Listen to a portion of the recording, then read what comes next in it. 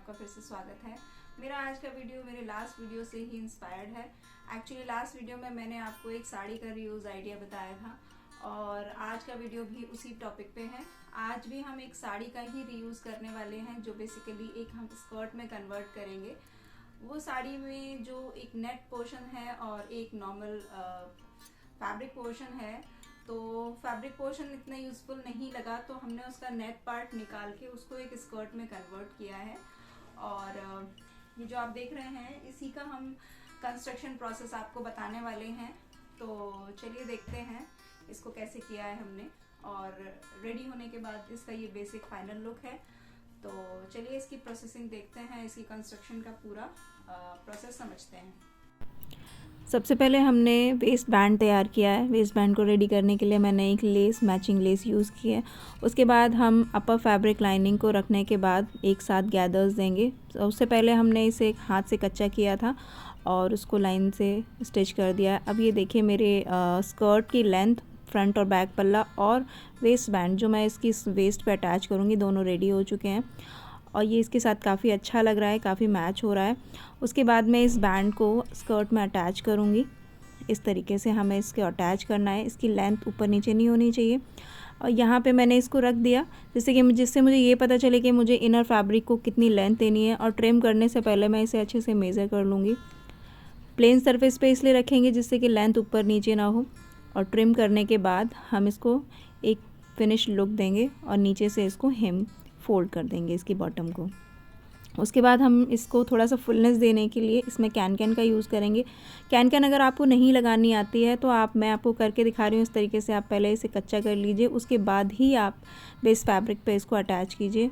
और जैसा कि मैंने आपको लास्ट वीडियो में बताया था कि कैन को यूज़ करने के लिए पेशेंस की ज़रूरत होती है। तो आप मार्किंग कीजिए, उसको मार्किंग करने के बाद जो लाइन आपने ड्रॉ की है उसके ऊपर ही उसकी प्रॉपर लेंथ के अकॉर्डिंग ही आप कैन को अटैच कीजिए। मैंने छोटा सा क्लिप इसलिए दिखाया आपको वो, जिससे कि आपको नहीं आता तो आप पहले उसको प्लीटेड फॉर्म में कर दीजिए, उसके बाद आप मेन फैब्रिक पे कीजिए। बट मैं यहाँ पे डायरेक्टली मेन फैब्रिक पे अटैच करती जा रही हूँ। जैसा कि मैंने आपको बताया, मेन फैब्रिक पे अगर आप डायरेक्टली कैन को अटैच करना चाहते हैं तो बहुत ही पेशेंस से आपको धीरे धीरे काम करना होता है, जिससे कि मेन फैब्रिक भी डैमेज ना हो और कैन इक्वल डिस्टेंस पे इक्वली अपनी प्लीटिंग को यूज़ कर सकें। ठीक है, और इस तरीके से आप इसको अटैच करते हुए चले जाइए। और इससे एक्चुअली होता क्या है कि स्कर्ट में बहुत फुलनेस आती है, लुक काफ़ी इन्हांस होके आता है। ये अपने मेन फैब्रिक के लुक को काफ़ी सपोर्ट करता है कैन। इस तरीके से आप आराम से इसको लगाते चले जाइए। अगर आप फर्स्ट टाइम इस तरह की चीज़ें कर रहे हैं तो आपको कई बार इसकी प्रैक्टिस करनी पड़ेगी, दैन ये सफाई से इसका काम होता है। ये देखिए लगाने के बाद कुछ इस तरह से लुक है। ये आपको एक रफ़ लुक इसका पता चलेगा। ये देखिए इसकी कंस्ट्रक्शनल डिटेल इस तरीके से है कि ऊपर हमने लेस फॉर्म में यूज़ किया है बेल्ट को, जिससे कि इसकी लेंथ को हम थोड़ा सा इंक्रीज़ कर सकें, बिकॉज साड़ी का बॉर्डर निकालने के बाद इसकी लेंथ काफ़ी कम हो गई थी। और ये देखिए डमी पे डालने के बाद कुछ इस तरह का बड़ा ही सुंदर सा लुक आ रहा है इसका। ये देखिए नीचे हमने इसमें लाइट कैन का यूज़ किया है, जिससे कि फैब्रिक को भी सपोर्ट रहे और इसकी ड्रेप भी काफ़ी अच्छी आएगी आपकी। फैब्रिक के अकॉर्डिंग ही आपको, मेन फैब्रिक के अकॉर्डिंग ही आपको अंदर की चीज़ें यूज़ करनी होती हैं। कैसा आप लाइनिंग ले रहे हैं और कैसा आप उसमें कैन यूज़ कर रहे हैं, कैन की क्वांटिटी कितनी यूज़ कर रहे हैं, इस तरीके से आपको लेना होता है। ये देखिए मैंने according to my main fabric इसमें कैन का यूज़ किया है। और जब हम इसको ड्रेप करते हैं तो ये काफ़ी अच्छा सा लुक इन्हांस होके आता है। साथ में मैंने इसमें एक लाइट वेट डोरी दी है जो मेरे कस्टमर की खुद की थी। क्लाइंट ने बोला कि ये आप इसी को यूज़ कीजिए, तो हमने इसको यूज़ किया। तो बताइए।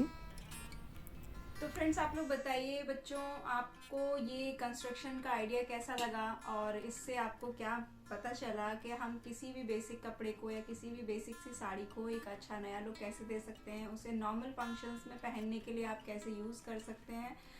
तो ये एक छोटा सा प्रोजेक्ट है, बट ऐसे ही छोटे छोटे प्रोजेक्ट करके आप अपने पुराने ओल्ड कपड़ों को, जो आपके पुराने हो चुके हैं, पुरानी साड़ियाँ हो चुकी हैं आपकी मम्मा की, आपकी सिस्टर्स की, जो इस टाइम ट्रेंड में नहीं है, तो उसे भी हम एक ट्रेंडी लुक दे सकते हैं, एक नया गारमेंट क्रिएट कर सकते हैं और अपकमिंग छोटे बड़े किसी भी फंक्शन में उनको यूज़ कर सकते हैं।